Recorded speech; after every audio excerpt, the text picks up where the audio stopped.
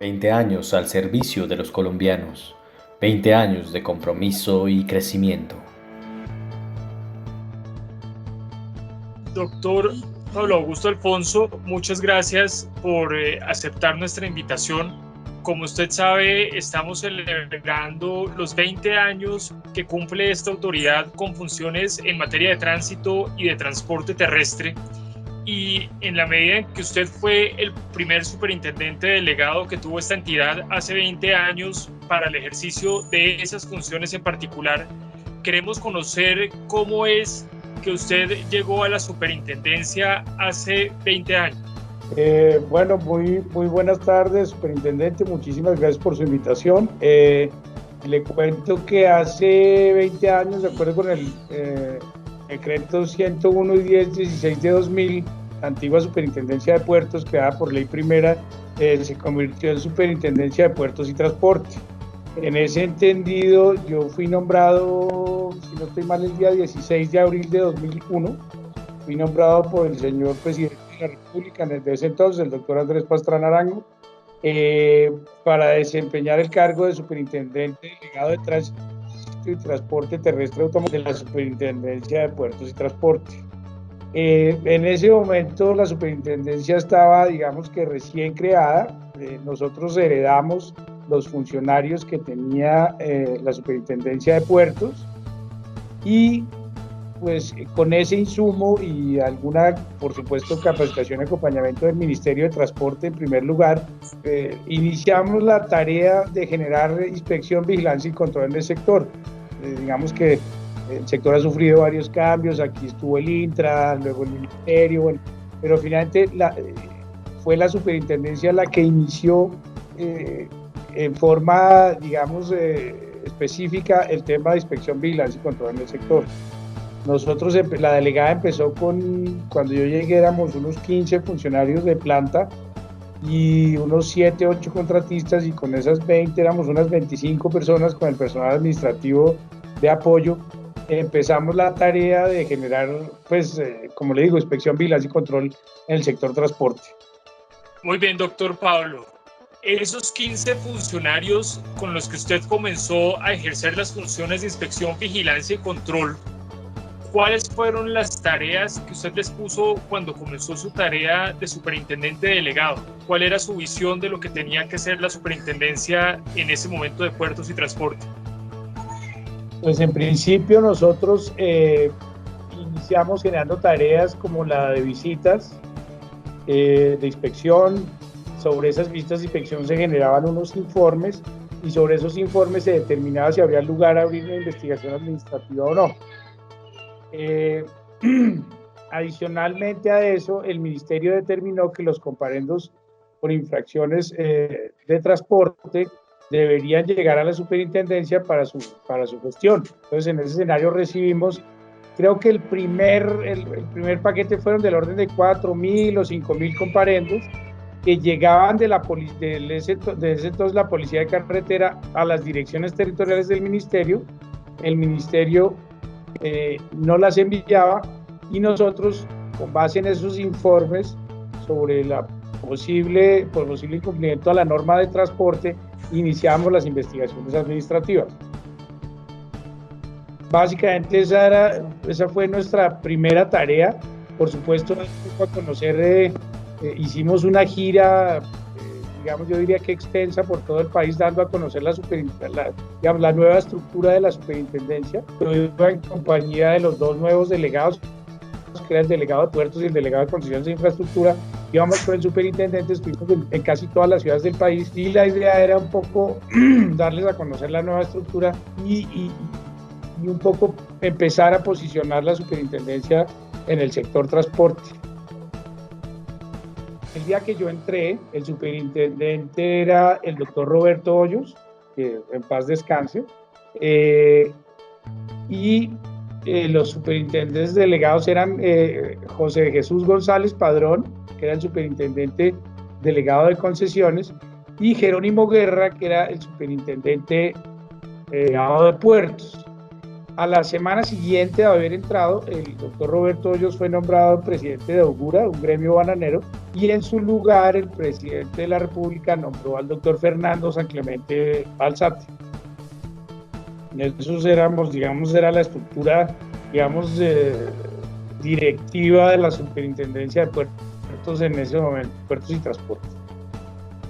En principio había casos de todo orden, ¿no? Tal vez el dolor de cabeza más grande en ese momento, o el reto o el desafío más grande era el tema de los comparendos, porque podían llegar de orden de 4 o 5 mil mensuales, ¿cierto? En algunos meses llegaban menos, pero la idea era que por cada comparendo que nosotros recibiéramos, debíamos iniciar una investigación administrativa. Nosotros alcanzamos, yo recuerdo que en el año 2005, tal vez antes de salir, habíamos abierto de unas 82.000 investigaciones administrativas por ese concepto. En otros escenarios, entonces, nosotros dividimos la tarea en grupos, entonces había un grupo de especial, había otro grupo de transporte público intermunicipal de pasajeros, había otras personas que se encargaban de organismos de tránsito.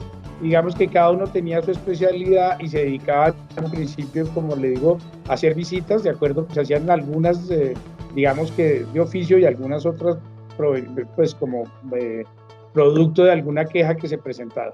Se hacían las visitas, se generaba, digamos, una visita de inspección en donde se me presentaba un informe como superintendente. Y una vez, digamos, hecha una reunión con el grupo que había efectuado la visita, se determinaba si había lugar a abrir la investigación administrativa o no. Entonces, digamos que en esos escenarios, pues había de todo, ¿no? Las escuelas de conducción, por ejemplo, entiendo que ahora están, digamos, normativamente muchísimo más ajustadas, pero en esa época había muchísima informalidad, no cumplían los requisitos, ¿no?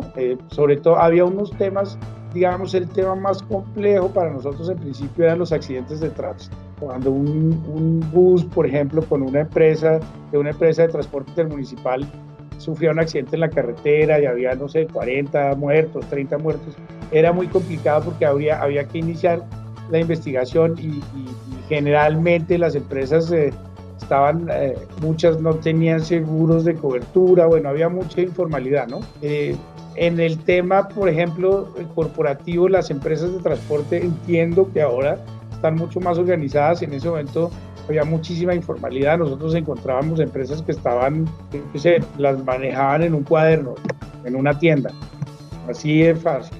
Y eran empresas de un tamaño considerable, pero así funcionaba el escenario y así había funcionado durante 50 años porque el propietario generalmente, pues, digamos, no confiaba en absolutamente nadie y él manejaba su empresa de esa manera. Había otras empresas, por supuesto, ya consolidadas que hoy todavía pues, están en el mercado, que eran las grandes empresas, Bolivariano, Ochoa, bueno, ¿no? Berlinas, bueno, que eran, pues, que entendía uno que era, digamos, otro esquema, ¿no? Todas siendo empresas de transporte terrestre como por los pasajeros por carretera, pero digamos, eran absolutamente disímiles una de la otra. Experiencias muchas, creo que casi todas positivas, tendría que contaría con los dedos de la mano las que no. Nosotros hacíamos cosas como que, por ejemplo, una vez cada 3 meses salíamos todos los funcionarios de la delegada. Ese día, pues, 0 escritorios, todo el mundo de manera informal. Mandamos a hacer unos chalecos reflectivos, no sé qué, y todos nos íbamos a la carretera. La idea era que yo tenía, de las 25 personas, por lo menos 15 o más eran abogados, pero estaban sentados en el escritorio abriendo investigaciones administrativas con un código, con una norma en la mano. La idea era que, bueno, vamos a sentir la carretera, nos hacíamos acompañar de la policía de carreteras, salíamos, estábamos limitados y absolutamente centralizados, hacíamos varios grupos y nos localizábamos en las entradas, en la entrada norte, en la entrada sur y en la entrada occidental de Bogotá, y hacíamos operativos de tránsito y transporte. Entonces los funcionarios pues, de alguna manera entendían qué era lo que estaba pasando, por qué se imponía un comparendo, qué era una tarjeta de operación, qué era, ¿no? Digamos que lo sentían, y esa experiencia finalmente era, pues, para todos, incluyéndome, por supuesto, era absolutamente educativa y también un poco lúdica, ¿no? Era un poco estar en la carretera, sentir lo que siente, entre otras, el policía, ¿no?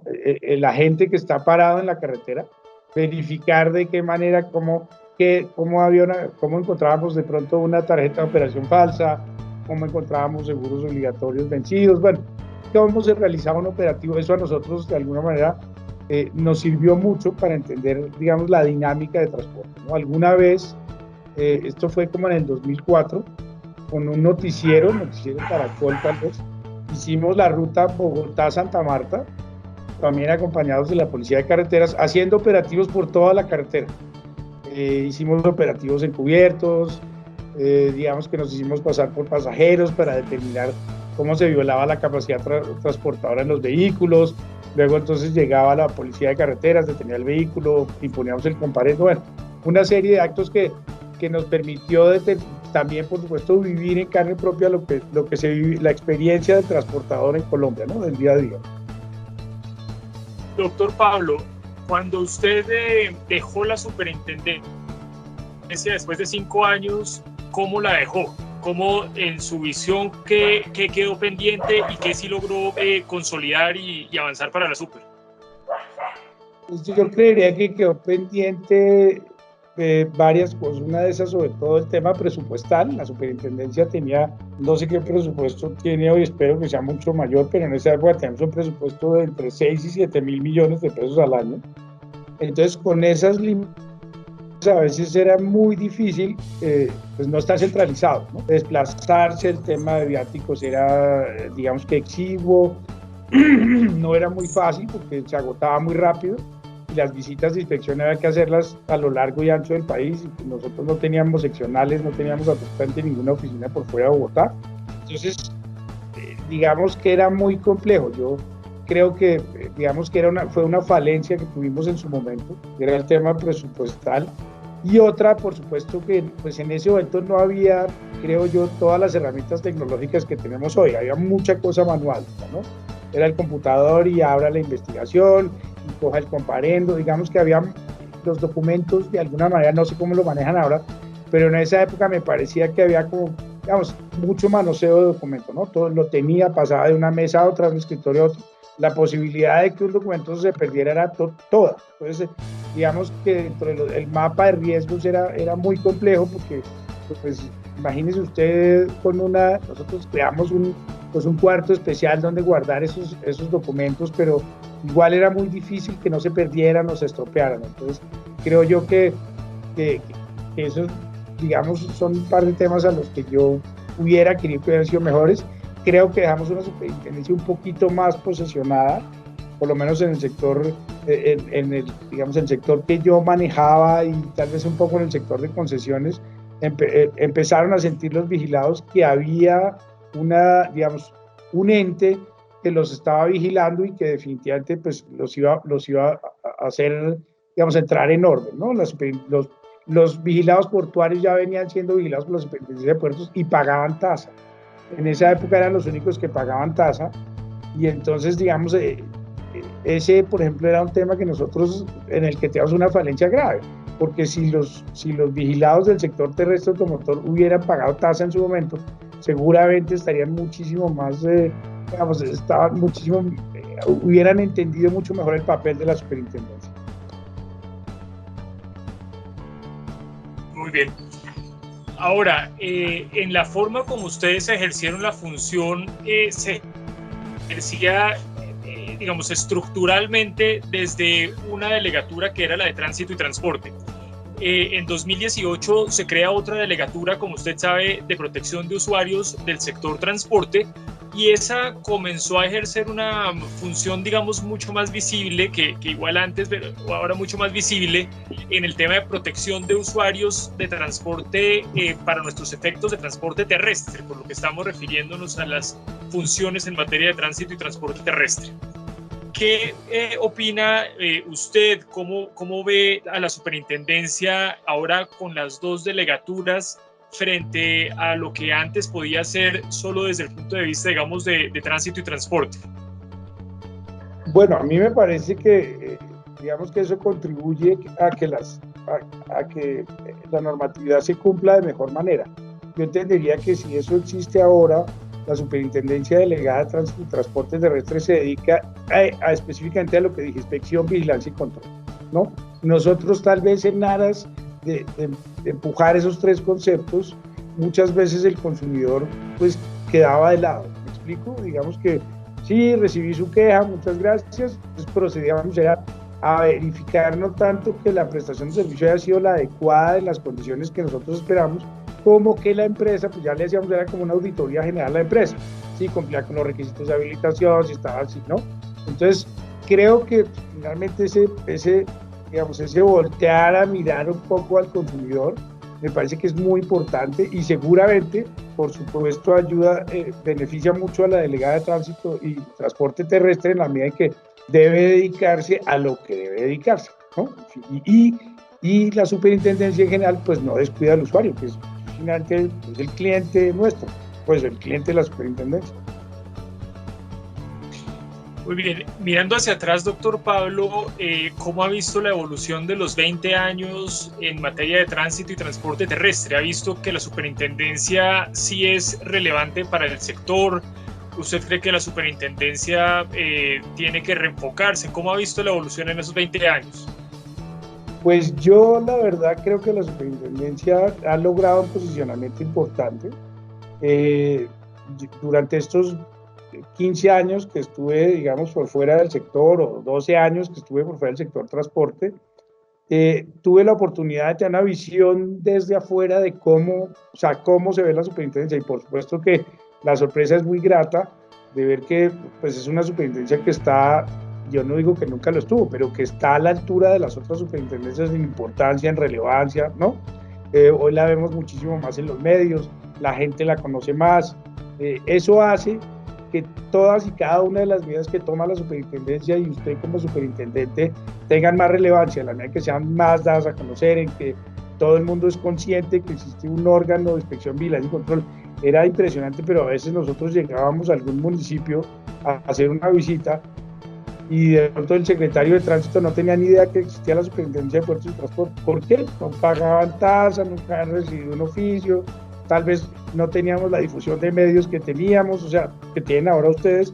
Entonces, pues era normal que eso sucediera. Entonces, creo que le abono mucho y me pone muy contento, además, porque es una entidad que quiero mucho, el ver que la superintendencia hoy por hoy pues tiene toda la relevancia del caso, ¿no? Y tenemos, se le da todo, digamos, el tema en prensa, en medios, las medidas que usted toma, de alguna manera son conocidas por una gran cantidad de gente.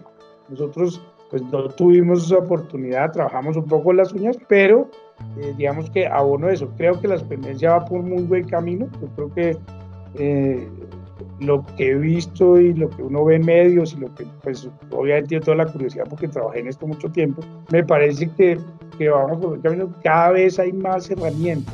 Tal vez es una de las falencias que teníamos en el año 2001, era que las herramientas eran muy endebles. Entonces, tuvimos muchos conflictos de competencia con otras superintendencias, el tema era muchísimo más complejo.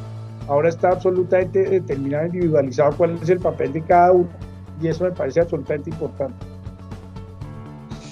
Doctor Pablo, ahora hablando del sector, cuéntenos y digamos a todas las personas que están viendo sus palabras y su video haciendo estas reflexiones, cuéntenos cómo ha visto que ha evolucionado el tema de informalidad y de transporte ilegal en el sector.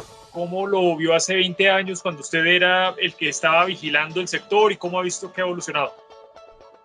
Pues lo que yo he visto es que, digamos, ha habido un movimiento muy fuerte hacia el escenario de la formalización, ¿no? O sea, los empresarios de transporte, digamos que también han evolucionado. Yo creo que ya a estas alturas hay como una nueva generación de empresarios de transporte, ¿cierto?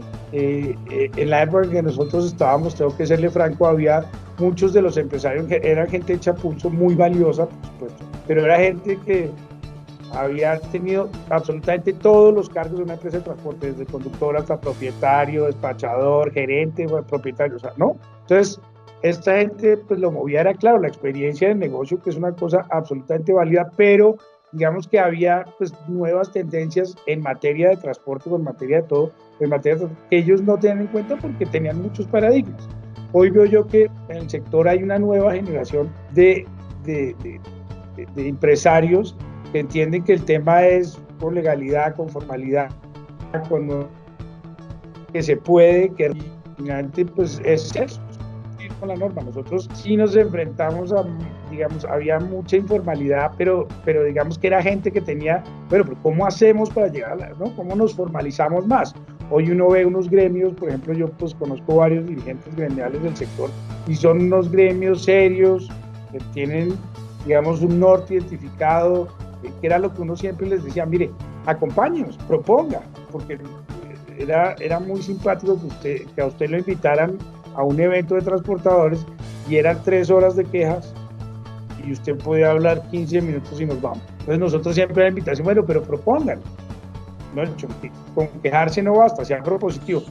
Hoy veo que hay gremios más propositivos que proponen soluciones, que tratan de implementarlas. Veo también a un gobierno que también se sienta y escucha y dice, bueno, ¿qué es lo que tiene para decir? No sé, digamos que la creación, por ejemplo, de la Cámara de Transporte en el tema de la ANDI es una cosa muy importante, porque el transporte es uno de los renglones de la economía más importantes que tiene el país y me parece que hacía falta.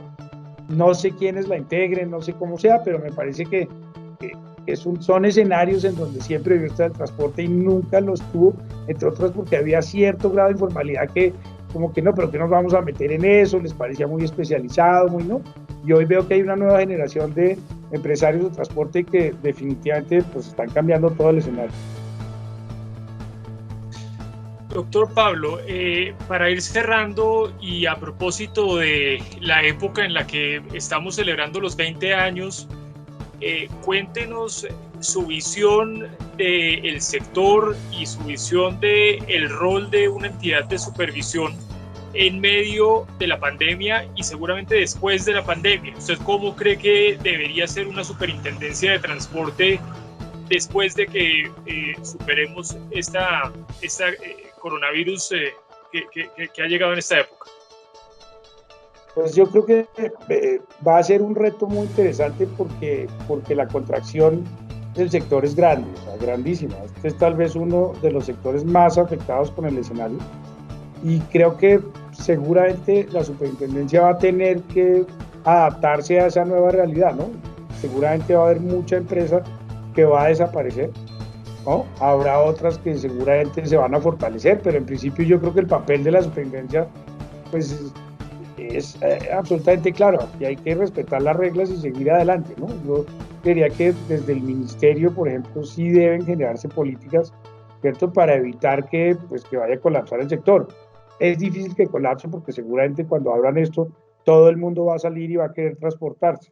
Van a tener la oportunidad seguramente los transportadores de salir al otro lado, ¿no? En el tema terrestre automotor, en el tema aeronáutico, por ejemplo, la superintendencia, que también juega un papel muy interesante, pues tendrá que afrontar la nueva realidad, ¿no? Yo oía algunos datos y alguien decía en alguna reunión que el sector de transporte aéreo podría rehabilitarse en el orden de 2 a 3 años, lograr nuevamente puntos de equilibrio. Entonces, seguramente ahí va a haber, y no solo la superintendencia, de parte del gobierno nacional, una respuesta, ¿cierto?, para que todas estas empresas de alguna manera se ajusten a la norma, pero teniendo en cuenta la nueva realidad, y seguramente esa es la invitación a la super, ¿no? Que hay que mirar que hay una nueva realidad, unas empresas que seguramente después de que esto pase van a estar muy golpeadas, ¿no? Va a haber seguramente, ya lo hemos visto, mucha queja, mucho transportador de alguna manera, con cada medida que se toma, como en todas partes, no queda contento. Pero creo que es un gran reto que se va a superar, o sea, todo el país lo va a superar. Es un tema de tiempo y paciencia, ¿no? O sea, le augura mucha paciencia al superintendente con sus vigilados.